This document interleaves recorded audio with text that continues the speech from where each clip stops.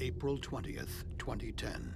11 workers died It and seems quiet to 17 me. were seriously injured by That's an fine. explosion on the My volume Deepwater is low. Horizon, an offshore drilling rig located approximately 50 miles off the coast of Louisiana. The rig burned for 2 days, eventually sinking and All right. triggering the I think largest you can hear oil that. spill So. in U.S. history as oil and gas spewed up from the sea floor. The Deepwater Horizon had been drilling an oil well in 5,000 feet of water in an area of the Gulf of Mexico It known had. as the Macondo Prospect. When I say that there's something interesting in here, there's, again, more than one thing that you're going to find fantastically interesting about this event. And I did not know any of this at first, and I would not have believed it if you had just told me. Like, it's crazy that things can be done in such a manner. So this is the deepest well that's ever been drilled. This is something that they're pretty much done with. But, of course, hubris, human emotion gets in the way. And there's a story about centralizers. There's a story about concrete and the way that it foams. Don't worry about that. We're going to cover the whole reason the well's sank. You'll see. The CSB launched an investigation to examine the technical, organizational, and regulatory factors that contributed to the accident. During the investigation, the CSB made new findings about why a key piece of safety equipment, the Deepwater Horizon's blowout preventer, failed to seal the well during the emergency. These new findings... Yeah, it's got great 3D graphics. Like the best part, USCSB produces the best videos.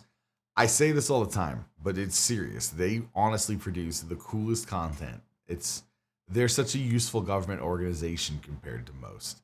So anyway, within this cool event, we're going to see all kinds of oil animations and explosion animations, and you're going to get in your head exactly what happened. Help explain why the accident was so devastating.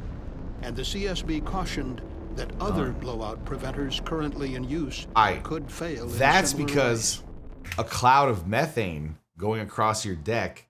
Just, okay, so be careful around clouds of methane, I guess, would be the lesson from this part of the video. Drilling an offshore well involves creating a pathway between the drilling rig and oil and gas reservoirs trapped beneath the sea floor. A deep hole, or well bore, is drilled. That's great. Y'all get scared of, like, you have that thalassophobia where you're scared of, like, machines underwater. I think thalassophobia is not that. That's submechanophobia. Thalassophobia is, like, scared of being, like, in the deep ocean, like, alone without being able to see land. That's what it is. That, I guess, is reasonable. I feel like that's something like a universal human fear, like the fear of heights or falling from heights, whatever.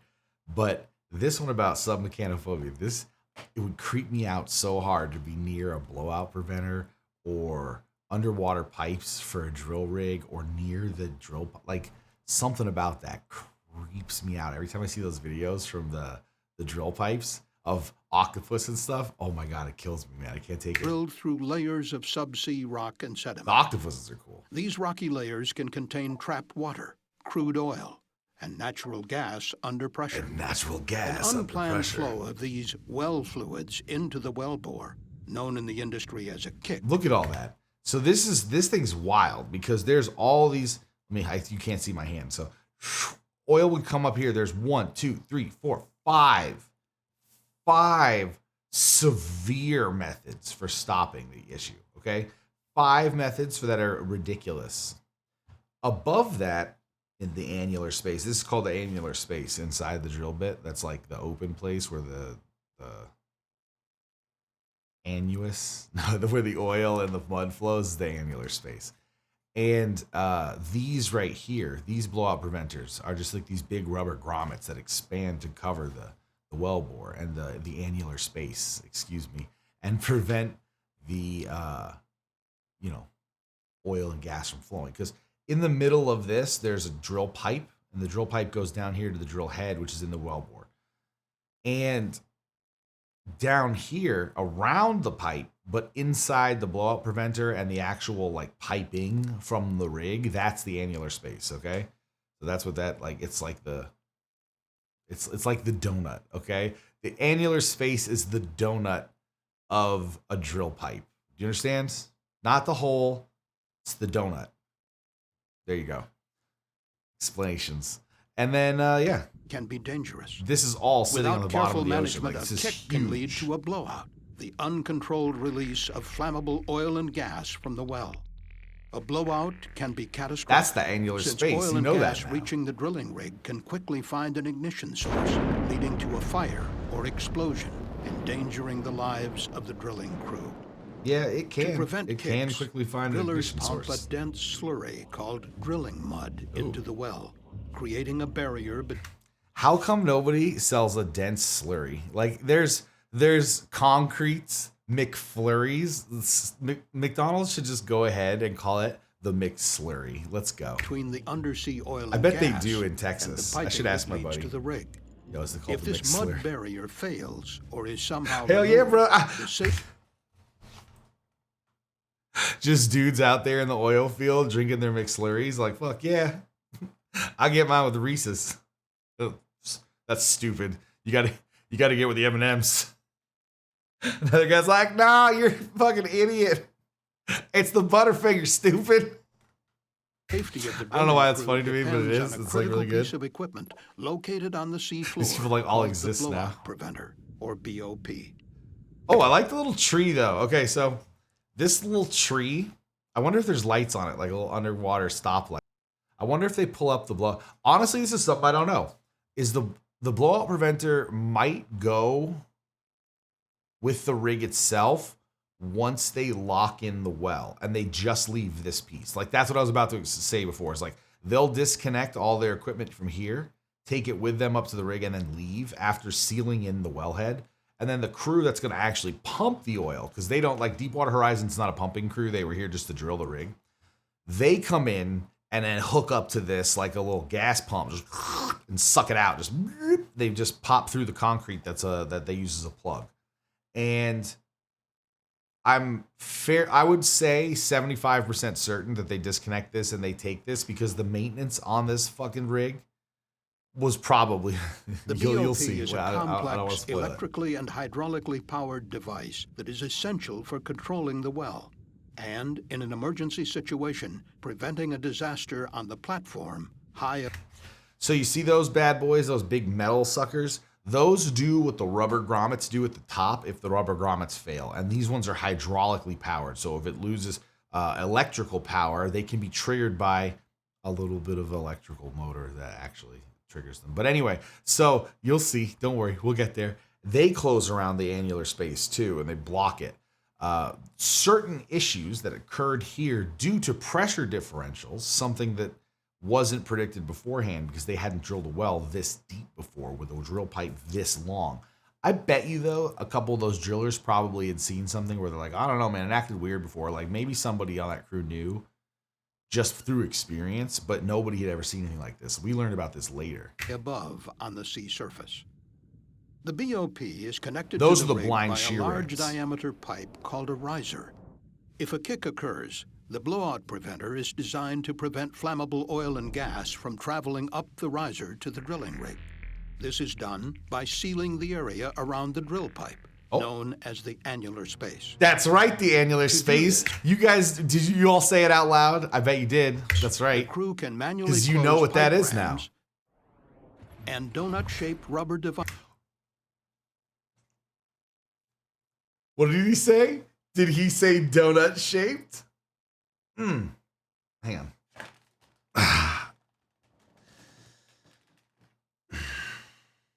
Sorry, sometimes. Don't worry about it. I'll be fine. I just gotta. Yeah, all right. Be good for a couple minutes. Bad boys. What's that shape? It's a donut. Devices right. known as annular preventers.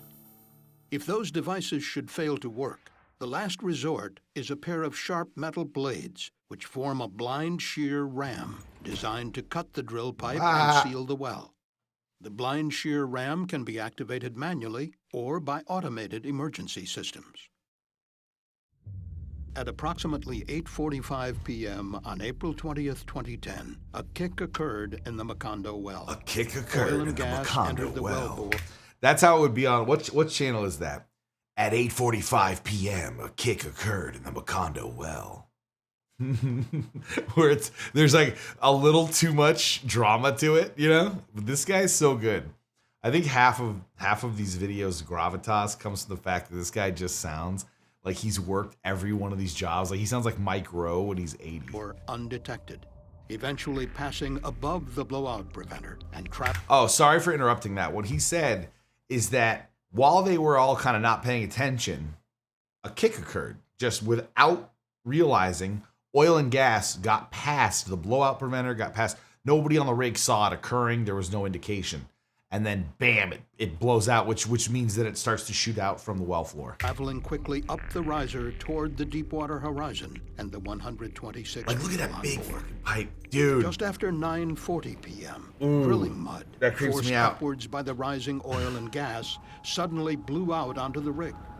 Crew members responded by closing the upper annular preventer in the BOP. However, this did not seal the well as intended, and flammable oil and gas continued to flow into the riser toward the rig. Next, the crew closed a pipe ram. This successfully closed the annular space and sealed the well. But tragically, this proved to be only a temporary fix. Oil and gas that were already above the pipe ram continued to flow inexorably toward the Deepwater horizon. So that's something I've been thinking about is maybe what occurred here is that the oil and gas that had already started this kick and was like really causing problems, when they closed the annular preventer, it may have sealed the well, but they probably didn't realize it right away because there was so much well pipe there's just so much riser that was full that it could be, again, they're not going to be familiar with it. Now, their instrumentation may have told them different, that it was still entering the well. And I'm going to believe the CSB here because they're pretty thorough in their investigations, that it was still flowing.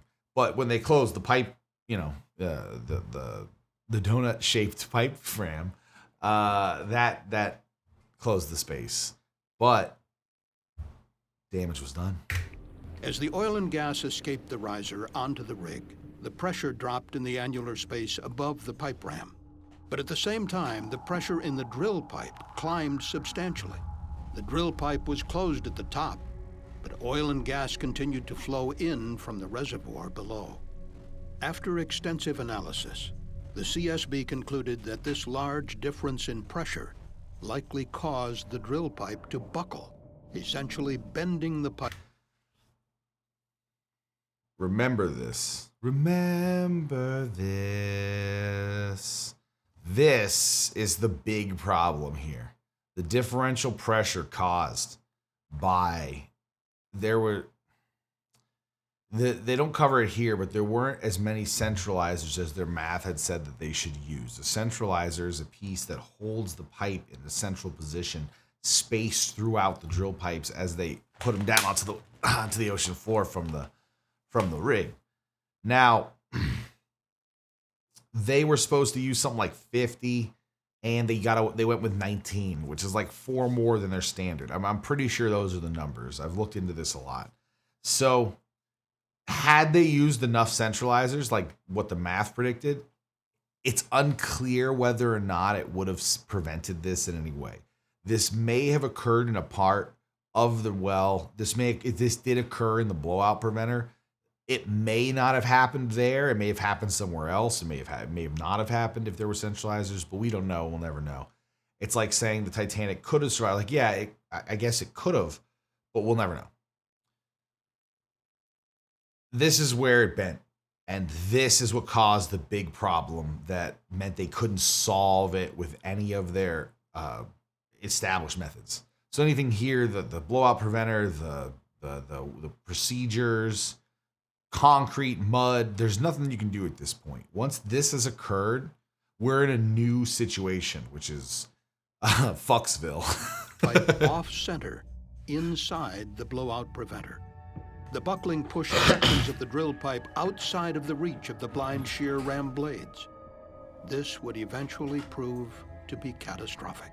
One ticket to At Fucksville. approximately 9:49 p.m., the flammable hydrocarbons found an ignition source, and the first explosions shook the Deepwater horizon. Yeah, it was a big explosion because that With the drill pipe buckled, the explosion The and vapors from subsequent that loss is of really- electrical and hydraulic power from the rig likely activated an automated system on the blowout preventer known as the AMF dead man. Okay, here's this is one of my favorite things. Closes the blind shear ram and cuts the drill pipe. This emergency system is designed to activate when electric power, hydraulic pressure, and communications. I like the CSB will do this sometimes, man. They'll throw this shade sometimes, and it's great.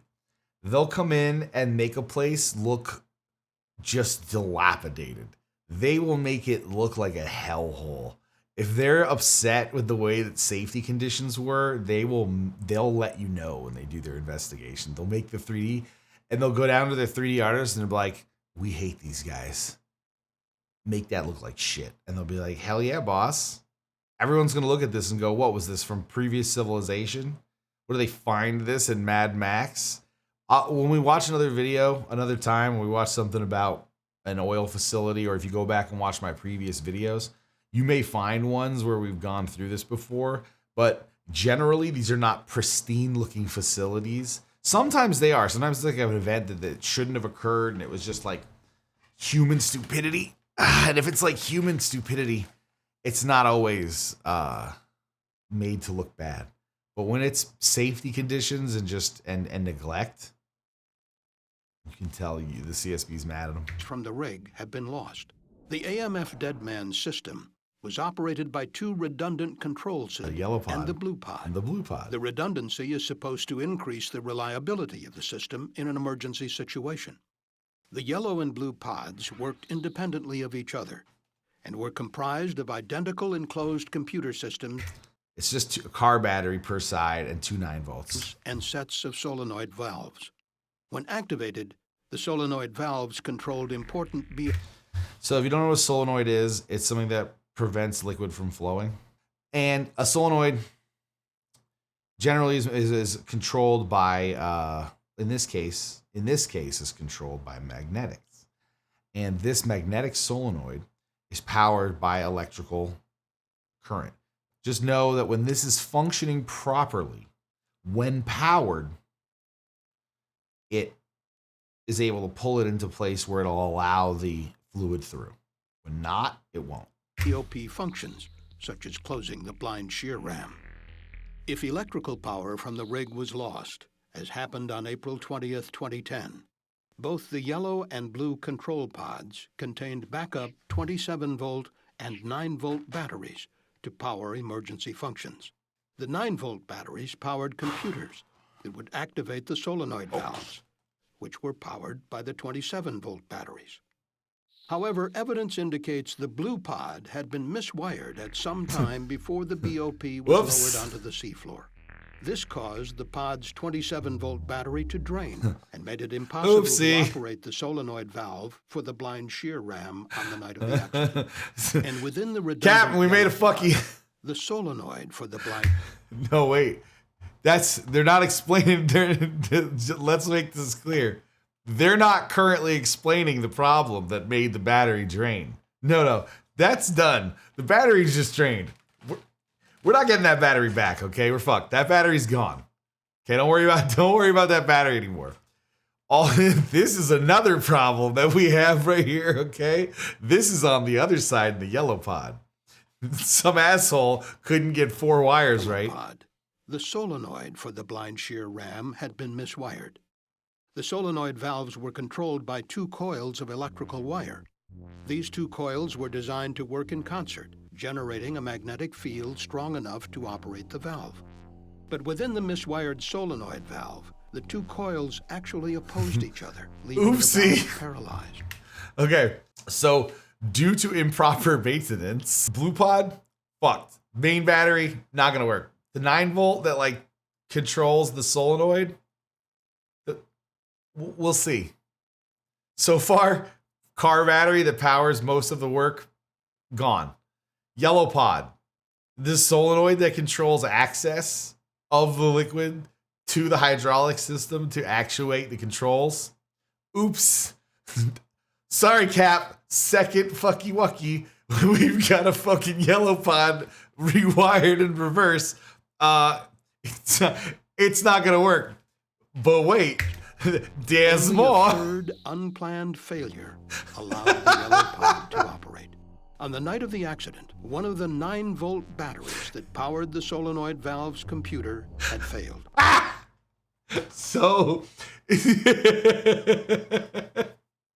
okay, so the blue pod, dunzo. Okay, yellow pod, wired in reverse, should not work. But through a miracle of incompetence, the fucking 9-volt battery that powered the miswired side didn't fucking work either. So this pod failed into a functional state. The command to energize the miswired coil. And the solenoid valve been energized, the two coils would have generated opposing forces on the... What kind of idiots? No, for real. Okay. Oops. We lit the main battery on one half of a critical safety system. Oops. Apparently no gauge. Nothing to tell him that it was totally gone. No idea. Just no idea. However, okay, Robert wired up the blue pod, all right? Robert's fired. But the yellow pod, wow. Let's just say that Ian done wired that yellow pod wrong. He done wired it like a dummy. He wired it in reverse. Now his mentor came over though. Lucky for him. The chief master electrician came over, an ex-Navy man who now worked in the oil rigs. His solution was not to inform his colleague he had performed the work improperly. He completely ignored the incorrect work and instead broke another part of the system that would allow it to function anyway. Valve. The solenoid valve That's how I think that this happened. The blind shear ram would never have been closed. It's the only way. The failed battery rendered one coil inoperable. Sorry, my back is killing me. Most likely allowed the other coil to open the solenoid valve by itself. This in turn initiated closure of the blind shear ram. That's my. So every time I talk, the only reason that I bring this up in conversation when I talk about Deepwater, and I talk about it way too often, is because of this situation here. The blue pod and the yellow pod is the dumbest shit ever. I love it. It's like candy. I don't know why. I love industrial accidents that are just that. It sucks that people die. Okay, I don't mean to laugh. There are dead people, and I don't in any way mean to laugh at those people. However, if you can't laugh at this blue pod, yellow pod situation, you're thinking about this the wrong way, okay? This should have cut the Life's drill not that pipe serious. and sealed the well, greatly reducing the impact of the accident. But because the drill pipe was buckled and off-center, What are you gonna do, cry about it? Just laugh. It was trapped and only So there's that. I think they cut to it. And you see the actual picture right here. But that's the thing that was on the news. So when you were seeing that pipe just shearing, just shooting out what looked like smoke, but was just hydrocarbons. With the failure of this last-ditch measure, there was nothing left to stop the massive oil spill. And So when I say that was the thing that just you couldn't save, once that pipe had gotten bent in there from the differential pressure and that blind shear ram wasn't able to cut it, and they tried to cut it with a blind shear ram, they had basically just pushed it out of a position where they could do anything. And they had damaged the actual pipe in such a way that they couldn't get it out of there well, and they couldn't block it off well. And there was so much pressure from that well because they hadn't dug this deep before that nobody really knew how to fill it in at first. I think they had to drill into it. I think someone else had to drill into the well and take the pressure off or something. I forget exactly how they even resolved the. Probably didn't. It's probably still out there just leaking oil. It was a massive ecological disaster. You want to talk about ecological disasters? This is one of the biggest of all time. The destruction of the rig. To the atmosphere. During its investigation, the CSB identified a mechanism that likely caused the drill pipe to be buckled around the time of the explosion. This mechanism is called effective compression. Although effective compression had previously been noted as a hazard in other drilling operations, it had never been identified as a problem affecting... It had been identified previously as a hazard. See, what did I tell you? ...drill pipe during well operations. Effective compression occurs because although pipe may appear to be perfectly straight, in fact it has minute bends and irregularities, invisible to the naked eye. Along these bends, the side of the pipe that is curved outward is slightly longer and has more surface area than the other side. When there is a large difference in pressure between the inside and outside of the pipe, as happened on April 20th, 2010, the longer side of the pipe experiences a larger bending force. Eventually, this force can become great enough to buckle even heavy pipe. Isn't that wild too? Like that little bit, that tiny bit of difference led to an ever-growing bit of difference. Almost like when something starts to topple, it goes just far enough, and then it's inevitable. It can't be stopped. It will fall, unless acted upon by a force great enough to prevent it. Life is wild like that, but that's what happened here. This was just a tree falling, and there was no force great enough to prevent it. Pipe. This is an important finding, CSB investigators said. In case you needed a metaphor. Because the same conditions of differential pressure could occur at other drilling rigs, even if a crew successfully shuts in a well. So, yes. The CSB warned this could make existing blowout preventer designs less effective in emergency situations. I've said this before and I'll say it again. The CSB warned. Okay, well, the CSB is a useful government organization. And why is that? Why is the CSB a useful government organization? Because they don't have regulatory power. If they had regulatory power, then they wouldn't be allowed to be useful. They would be full of shills and lobbyists. But because they don't have the ability to necessitate changes in an industry, they are allowed to provide accurate and honest accountability into industrial accidents. And that's why I love their content. The United States Chemical Safety Board can talk about things all they want. The EPA has to come in and force people to do things. Okay? It's just like how the National Transit Safety Board, the NTSB, will recommend all kinds of things to the FAA. And the FAA goes, yeah, but I mean, thanks for the recommendation. We'll see you in a couple months. Piss off. They're not the body that can do anything about it. And so they may have recommended that blowout preventers be replaced, that this technology was basically useless against this type of attack, for a lack of a better word, this type of failure. So I would assume most blowout preventers have not been replaced and that this is an ongoing problem as they drill deeper. But you can rest assured that the deepest wells, the ones Deepwater Horizon and deeper, are going to probably have the new blowout preventers because they don't like losing money. But the old wells, if this problem occurs, very likely are on older blowout preventers because they were like, whatever, we can deal with that. If it happens, we'll burn that bridge when we come to it. So that's unfortunate. I'm pretty sure that's the case.